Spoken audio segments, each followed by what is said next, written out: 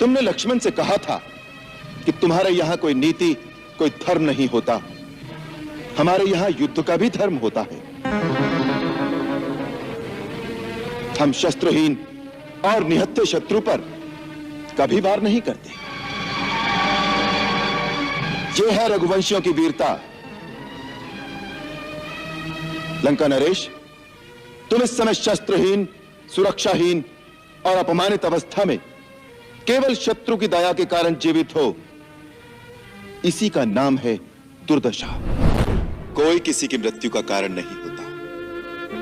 काल स्वयं मृत्यु का कारण बना लेता है।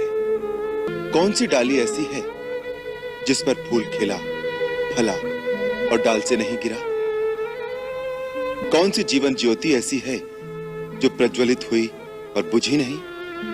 मैं, तुम, पृथ्वी पर जन्मा प्रत्येक जीव, सब एक दिन काल के गाल में चले जाएंगे। ये विधि का विधान है कि धरातल पर स्थित चल अचल सबका अंत एक न एक दिन अवश्य है। भक्त और ज्ञानी में यही अंतर होता है। भक्त अनपढ़ हो, मूर्ख हो, परंतु हृदय का सच्चा और मन का सरल होता है। परंतु ज्ञानी तुम जैसा दुष्ट भी हो सकता है। जिसके हृदय में अधर्म और कपट होता है, उसकी अवस्था तुम्हारे जैसी होती है। जिसे स्वर्ण लंका के राज सिंहासन पर बैठकर भी जीवन की अपूर्णता का कांटा चुभ रहा है। दानवेश्वर, लगता है आप हमारी मान्यता को मिटाने की ठान कर आए हैं। जिस अखिलेश्वर का अवतार मान आप हमें उसके सन्मुख झुकाने आए हैं, स्वयं उस साक्षात वैकुंठेश्वर विष्णु के सामने भी हम नहीं झुके। उसके सुदर्शन चक्र का प्रहार हमें तिल भर भी झुका नहीं सका, तो उसका अवतार हमारे लिए किस गिनती में है? ये न भूलिएगा दानवराज कि लंकेश दशानन का शीश कट सकता है, झुक नहीं सकता। और दशानन का शीश झुकाने वाला पृथ्वी पर अभी पैदा नहीं हुआ। बहुत हो चुका ये प्रलाप।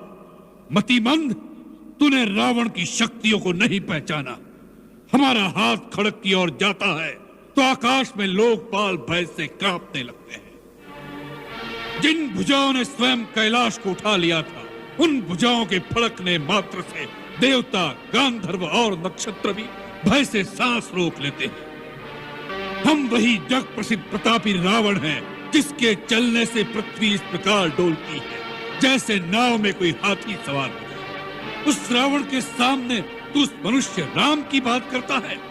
शठ, वानरों की सहायता से उसने समुद्र पर सेतु बांध लिया, यही उसकी प्रभुता है। समुद्र को तो पक्षी भी लांग लेते हैं, उससे वे सभी शूरवीर नहीं हो जाते।